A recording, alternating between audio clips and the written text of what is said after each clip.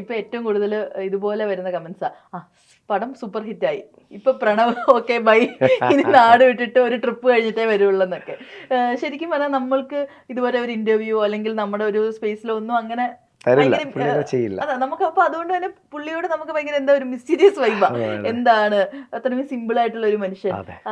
നിങ്ങൾക്കൊരു കുറേ ദിവസത്തെ ഷൂട്ടും ആ ഒരു എക്സ്പീരിയൻസ് വെച്ചിട്ട് എങ്ങനെയായിരുന്നു പ്രണവായിട്ടുള്ള കോമ്പിനേഷൻസ്? ഞാൻ പറഞ്ഞില്ലേ, അത് പുള്ളി ഒരു സാധാ ഒരു പ്രണവ് ആയിട്ട് മാത്രം അറിയപ്പെടാൻ ആഗ്രഹിക്കുന്ന ഒരാളാണ്.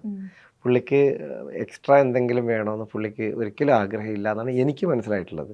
വളരെ സാധാരണക്കാരായ ഒരു മനുഷ്യൻ, സാധാരണക്കാരായ മനുഷ്യനായിട്ടാണ് അദ്ദേഹത്തിൻ്റെ പെരുമാറ്റവും അദ്ദേഹത്തിൻ്റെ എല്ലാ രീതിയിലുള്ള സംഭവങ്ങളെല്ലാം.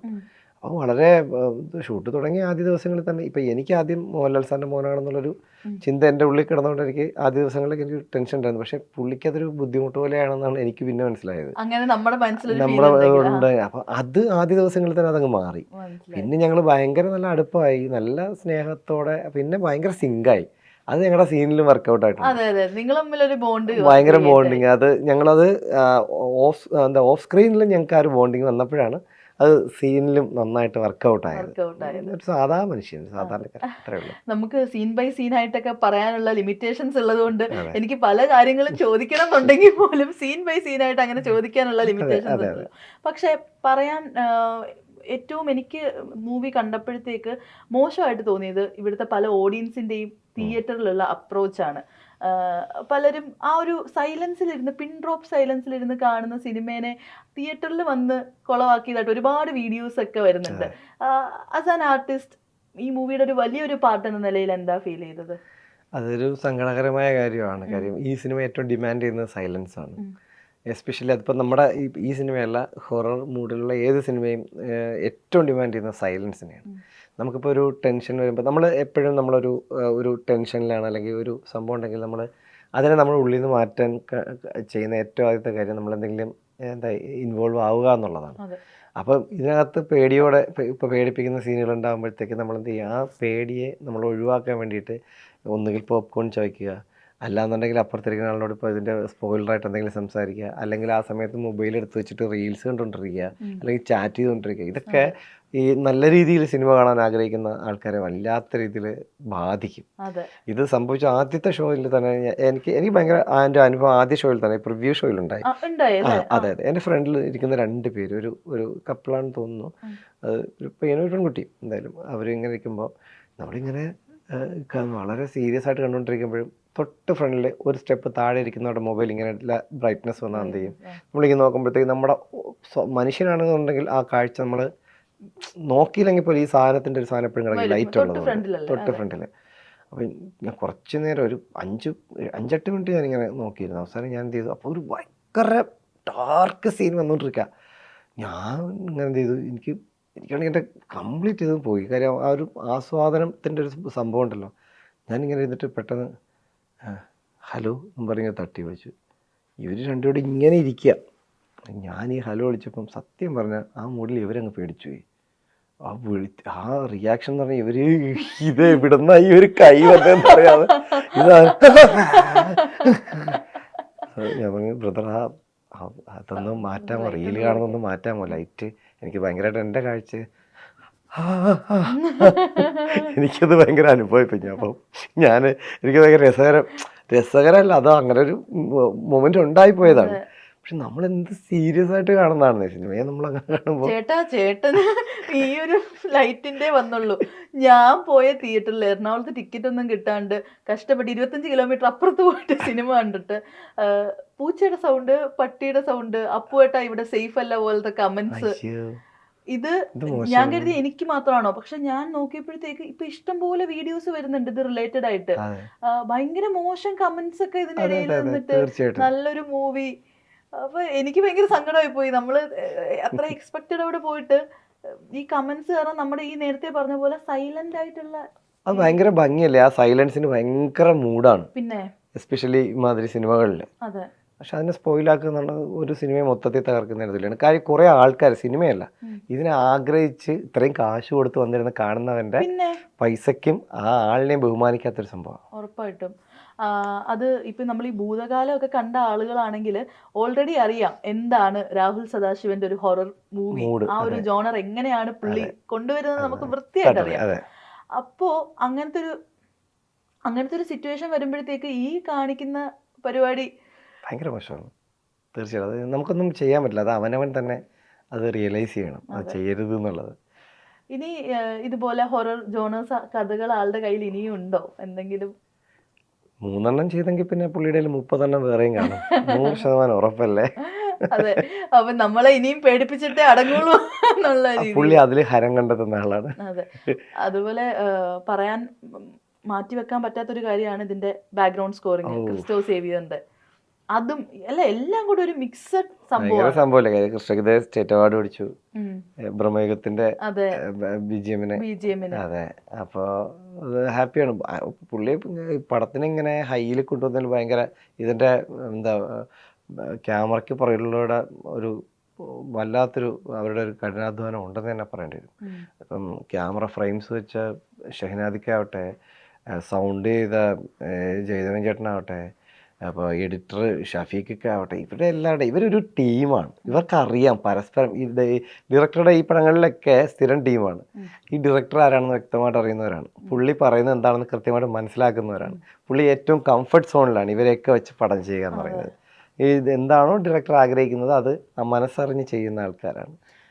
ഇതുപോലെ ഇതിന്റെ ആർട്ട് ടീമിനെ കുറിച്ച് പറയുകയാണെങ്കിൽ അവരും കിടിലം കുറച്ച് ലെവല ജ്യോതിഷേട്ടനാണ് ഇതിന്റെ മെയിൻ ആള്. നമ്മുടെ പൊന്മാൻ സിനിമ ഡയറക്ട് ചെയ്ത് ജ്യോതിഷേട്ടനാണ്, ജ്യോതിശങ്കറാണ് ഇതിന്റെ ആർട്ട് ചെയ്തേക്കുന്നത്. ആ ഇതിലെ ആർട്ട് ഏതാ പുതിയതായിട്ട് ഉണ്ടാക്കിയത്, ഏതാ ഒറിജിനലായിട്ടുള്ളതെന്ന് ആർക്കും തിരിച്ചറിയാൻ പറ്റില്ലല്ലോ. അങ്ങനെ ഒരുപാട് ഒത്തിരി സംഭവങ്ങൾ ഇതിൻ്റെ അകത്തുണ്ട്. അതൊക്കെ ജ്യോതിഷേട്ടനും ടീമും കൂടെ ഉണ്ടാക്കിയെടുത്ത ഒരു വൻ സെറ്റപ്പ് പരിപാടി. അതൊക്കെ എങ്ങനെയാണ് ഉണ്ടാക്കിയെന്നൊക്കെ അതിൻ്റെ പുറകിലോട്ട് പോയാൽ നമുക്ക് അതിശയപ്പെട്ടു. എന്തോരം കഷ്ടപ്പാട് അവർ പല സംഭവങ്ങളും നമ്മൾ വളരെ നാച്ചുറൽ എന്ന് കരുതിയേക്കുന്ന പലതും ഇവർ ഇതിന് വേണ്ടി സെറ്റ് ചെയ്ത് അമ്മാതിരി പരിപാടി ചെയ്തേക്കുന്നതാണ്. പലതും എനിക്ക് മനസ്സിലായിട്ടില്ലായിരുന്നു. പിന്നെയാണ് ഞാൻ ഇതൊക്കെ അറിയുന്നേ എന്ന് ഞാൻ ഇങ്ങനെ വവ്വടിച്ചു പോയി. ഇതിപ്പോ ഇവർ ആർട്ട് ചെയ്തേക്കുന്ന ചില പോർഷൻസ് നമ്മൾ സിനിമയിൽ കാണുമ്പോഴത്തേക്ക് നമ്മൾ ഞെട്ടിത്തെറിച്ച് ഭയങ്കര നിന്നൊരു ഫീൽ ഉണ്ട്. ശരിക്കും നേരിട്ട് കണ്ടപ്പോ ഉള്ള എക്സ്പീരിയൻസ് എങ്ങനെയായിരുന്നു? ആർട്ടിന്റെ അത് ഇഷ്ടം പോലെ സംഭവം ഉണ്ടായിട്ടുണ്ട്. നമ്മള് ഇനി അത് ആർട്ടാണെന്ന് പറയാൻ പറ്റില്ലെങ്കിൽ പോലും അവിടെ ആ കാണിക്കുന്ന കാട് സംഭവങ്ങളൊക്കെ ഇല്ല, ലാസ്റ്റ് മൊമെന്റിൽ കാണുന്ന ചെടി ഇങ്ങനെ ആക്ച്വലി വളർത്തിയെടുത്തതാ. സിനിമയ്ക്ക് വേണ്ടി ഒരു 3 മാസം മുമ്പേ വിത്തിട്ട് ഈ ചെടികളൊക്കെ വളർത്തിയെടുത്തതാണ് അവിടെ. അത് പക്ഷെ നമുക്കൊരു കൃത്രിമമായിട്ടൊന്നും പറയാൻ പറ്റില്ല. അത് മണ്ണിൽ വിത്തിട്ട് വളർത്തി അതിനെ അമ്മാതിരി ഒരു ഭൂപ്രദേശമാക്കി മാറ്റിയതൊക്കെ അത് അവരുടെ ബ്രില്യൻസ് ആണ്. ഇതാണ് ഡയറക്ടർ ഡിമാൻഡ് ചെയ്യണമെന്ന് കണ്ടിട്ട് ആർട്ട് ടീം ഇങ്ങനെ ചെയ്തെടുത്താണ്. അത് നേരത്തെയുള്ള പ്രിപ്പറേഷനാണ് അതൊക്കെ. നമ്മൾ അൺഎക്സ്പെക്റ്റഡ് ആയിട്ട് ഒരു റൂം അവിടെ കാണുന്നുണ്ട്. അതും ഇതേപോലെ ആർട്ട് ടീം നമ്മൾ ഒരിക്കലും പ്രതീക്ഷിക്കാത്ത ഒരു സംഭവം അവിടെ കാണുന്നു. അത് ഫസ്റ്റ് കണ്ടപ്പോ എന്താ ഫീൽ ചെയ്തത്? ഞെട്ടി. ലൈവ് കണ്ടപ്പോഴും ഞാൻ ഞെട്ടി. അയ്യോ, ആദ്യം അത് വളരെ ഇങ്ങനെ ഡയറക്ടർ പറഞ്ഞ അകത്തോട്ട് ചെന്നാൽ മതി എന്ന് പറഞ്ഞു. ഞാൻ പറഞ്ഞു നോക്കട്ടെ, ഞാൻ ശരി എന്ന് പറഞ്ഞു. എന്താണ്? അല്ല അകത്ത് നോക്ക് ചെന്നതാ. എന്താണ് സംഭവം മീൻസ് കാര്യമൊന്നും പറഞ്ഞില്ല. നമ്മൾ ഇവിടെയാണ് നമുക്കിനി അടുത്ത് ചെയ്യാനുള്ളത്, ഒന്ന് മൊത്തം കണ്ടു നോക്ക് എന്ന് പറഞ്ഞ് ചെന്ന് ഇതുപോലെ ഈ പറഞ്ഞ പോലെ ചെന്ന് കയറി. ഞാൻ കയറിപ്പോയി. ഞാൻ അതിൽ തിരിച്ചു വന്നപ്പോൾ ഞാൻ പറഞ്ഞു ചതിയായിപ്പോയി എന്ന് പറഞ്ഞിട്ട് ഞാൻ തിരിച്ചറിഞ്ഞു. എന്താണ് ഗോസ്റ്റ് ഹൗസ് ആണോ അല്ലെങ്കിൽ വേറെ എവിടെയെങ്കിലും ചെന്നതാണോ എന്ന് എനിക്ക് അങ്ങനെയല്ല. കയറിയ ആളല്ല ഞാൻ. തിരിച്ചിറങ്ങി വരുമ്പോൾ ഞാൻ ഇങ്ങനെ നോട്ടമേ നോക്കിയുള്ളൂ. എന്നോട് ഇത് വേണ്ടായിരുന്നു എന്നുള്ള രീതിയിൽ. നിങ്ങളോടൊക്കെ ഞാൻ എന്ത് ചെയ്തിട്ടാണ്? നമ്മള് ഈ സിനിമ കണ്ടവരൊക്കെ രാത്രി പടമൊക്കെ കാണാൻ അടിപൊളിയാ, പക്ഷെ തിരിച്ച് വീട്ടിലോട്ട് പോകാനാ ബുദ്ധിമുട്ട്. അതാ ഞാൻ പറയുന്നത്. ഈ ഡയറക്ടറുടെ മൈൻഡ് എന്ന് പറഞ്ഞാൽ ഈ പറഞ്ഞ എനിക്കിപ്പോൾ ഇതിന് ഏറ്റവും സന്തോഷം. ഞാൻ 1-2 തിയേറ്ററിലൊക്കെ പോയപ്പോഴത്തേക്കും ഞാൻ ചോദിച്ചു 1-2 ആൾക്കാരോട് പേടിയായോ എന്ന് ചോദിച്ചു. പറഞ്ഞു പേടിച്ച് മനുഷ്യൻ മരിച്ചില്ല എന്നുള്ള രീതിയിലൊക്കെ പറയുമ്പോൾ ഞാൻ സന്തോഷമായി കേട്ടോ, നിങ്ങൾക്ക് അത്രയും. അപ്പം അവർ ചിരിക്കുകയാണ്, മനുഷ്യനെ പേടിപ്പിച്ചിട്ട് നിങ്ങൾക്ക് സന്തോഷമാണ്. ഞാൻ പറഞ്ഞു ഞങ്ങളിത് കാണിച്ചിട്ട് നിങ്ങൾക്ക് പേടിയൊന്നുമില്ല, ഞങ്ങൾ പരാജയപ്പെട്ടെന്നല്ലേ നിങ്ങൾ. അതുപോലെ എല്ലാവരും പറയും എടാ ടിക്കറ്റ് കിട്ടാല്ലേ സന്തോഷം. നമ്മളെ പടത്തിന് ടിക്കറ്റ് കിട്ടാനില്ലല്ലോ, ഒരു സിനിമാക്കാരൻ എന്നുള്ളതിലേക്ക് നമുക്ക് കിട്ടുന്ന സന്തോഷം ഞാനായാലും എന്റെ ലൈഫിൽ ആദ്യമായിട്ട് 25 കിലോമീറ്റർ അപ്പുറം പോയി ഒരു പടം കാണുന്നത്. കാരണം നമ്മള് അത്രയും ഡിമാൻഡ് ഉണ്ട് ഇപ്പൊ. ഡിമാൻഡ് ഉണ്ട്, അല്ലെങ്കിൽ പിന്നെ നമ്മൾ 2 ദിവസം കൂടെ വെയിറ്റ് ചെയ്യും. അതെ അതെ, ഇതത് പറ്റില്ല. വെയിറ്റ് ചെയ്യാനും വയ്യ. മനസ്സ് അനുവദിക്കുന്നില്ല, അത് കണ്ടേ പറ്റൂ, എന്നാ പേടിയുമാണ്. അതെ. മിക്സഡ് സംഭവം. ഇപ്പൊ ഈ രാഹുൽ സദാശിവൻ നമ്മളെ ആ ഒരു നോർമൽ വെള്ള സാരി ഉടുത്ത പ്രേതം എന്നുള്ള കോൺസെപ്റ്റ് മാറ്റിയല്ലോ. അപ്പൊ ശരിക്കും കുറച്ചുകൂടെ ഡീപ്പായിട്ട് നിങ്ങൾക്ക് അറിയാം ഈ കാറ്റ് വീശുന്നത്, മരം അനങ്ങുന്നത്, അതിന് ശേഷമുള്ള ലൈഫ് എങ്ങനെയായിരുന്നു? അല്ല, അതാ ഞാൻ പറഞ്ഞത്, നമ്മൾ ആ മൊമെന്റിൽ ആ ഒരു ഹൈ ആക്കി വരുമ്പോഴത്തേക്ക് നമുക്ക് അറിയാൻ പറ്റും. ഈ ക്യാരക്ടർ ആകുമ്പോഴത്തേക്ക് നമുക്ക്, ഞാനെന്നുള്ളതല്ല ആരായാലും ഒരു നമുക്ക് ഇപ്പൊ കാണിക്കുന്ന ഒരാൾക്ക് വിശ്വസനീയമാകുന്ന എപ്പോഴാണ് നമ്മൾ അത്രയും വിശ്വസനീയമായിട്ട് ചെയ്യുന്നത് കൊണ്ടാണ് ഈ മൂന്നാമതൊരാൾ അല്ലെങ്കിൽ ഒരു കാഴ്ചക്കാരനെ വിശ്വസിക്കുന്നത്, അത് പേടിക്കുന്നത്. അപ്പം നമുക്ക് അങ്ങനെ ഒരു ഫീൽ ഉണ്ടാവണമെന്നുണ്ടെങ്കിൽ ആ സാധനം നമ്മുടെ ഉള്ളിൽ വരണം. ഞാൻ ആ മൊമെൻറ്റിൽ ഇപ്പം എനിക്ക് തിയേറ്ററിലിരുന്ന് കാണുമ്പോൾ അവിടെ കണ്ട് പേടിക്കുന്നത് നമ്മൾ ആ അതിലോട്ട് ചെല്ലുമ്പോഴാണ്. ഇപ്പം എൻ്റെ അടുത്താണ് സംഭവിക്കുന്നത്, ഇനി അടുത്ത് എന്ത് സംഭവിക്കും എന്നുള്ള ടെൻഷനാണ്. ഈ ടെൻഷൻ നമ്മുടെ ശരീരത്തിൽ വരുമ്പോഴാണ് നമ്മുടെ മുഖത്ത് ഈ ഓരോ സംഭവം ആർക്കും ഉണ്ടാകുന്നത്. നമുക്കത് ഉണ്ടായാലേ കാണുന്നവന് ആ ഫീൽ കിട്ടുള്ളൂ. അത് കറക്റ്റ് മൂഡ് നമുക്ക് ക്രിയേറ്റ് ചെയ്ത് തരും. ഉറപ്പായിട്ടും ഡയറക്ടർ അവിടെ നിന്ന് പറയും, ഇങ്ങനെ പുള്ളിക്ക് ഇങ്ങനെ ഒരു സംഭവം ഉണ്ടായി, പുള്ളി ആ ശബ്ദം കേട്ടു, അപ്പോൾ പുള്ളിക്ക് ഭയങ്കര ആ ഒരു ഫീലാണ് എന്ന് പറഞ്ഞിട്ടാണ് നമ്മളെ ആ ടേക്കിലോട്ട് നിർത്തുന്നത്. അപ്പോൾ ഇത് പറയണ സമയം തൊട്ട് അതിലാണ് നിൽക്കണത്. ഇപ്പം ഞാനിങ്ങനെ നിൽക്കുമ്പോഴത്തേക്കും പുറകിൽ എന്തെങ്കിലും സംഭവിച്ചു, അപ്പം ഞാനിങ്ങനെ നോക്കി പോകുമ്പോഴത്തേക്കും ആ ടൈമിങ് ഞാനാണ് എടുക്കേണ്ടത്.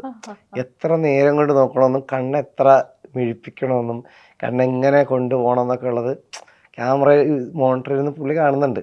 പുള്ളിക്ക് ഹാപ്പി ആണല്ലോ, മീൻസ്. പക്ഷെ നമ്മളെ ആ മൂഡിൽ നിർത്തണമുണ്ട്. ഇങ്ങനെ അകത്തൊരു സാധനം നമുക്കൊരു പവർ കയറും, ഒരു എനർജി വരും നമ്മളെ ക്യാരക്ടറിനെ എടുക്കുമ്പോൾ. അത് എനിക്ക് തോന്നുന്നു എല്ലാ ആക്ടേഴ്സിനും ഉണ്ടാവും. അപ്പം ആ സാധനം കിട്ടിയാൽ നമുക്ക് ഈ പറഞ്ഞ പോലെ അത് കിട്ടുക എന്നുള്ള എളുപ്പമല്ല. സീരിയസ്ലി ഒരു ക്യാരക്ടറിനെ അകത്ത് വെക്കുക എന്നുള്ളത് എളുപ്പമുള്ള കേസല്ല. ആ മൊമെന്റിൽ അതിനെ കൊണ്ടുവരിക, അത് കഴിയുമ്പോൾ എടുത്ത് വെളിയിലേക്ക് വിടുക എന്നുള്ളൊരു സാധനമുണ്ട്. അങ്ങനെയായിരുന്നു. അതിൻ്റെ ഒരു റിസൾട്ടാണ് ഈ കാണുന്നത്.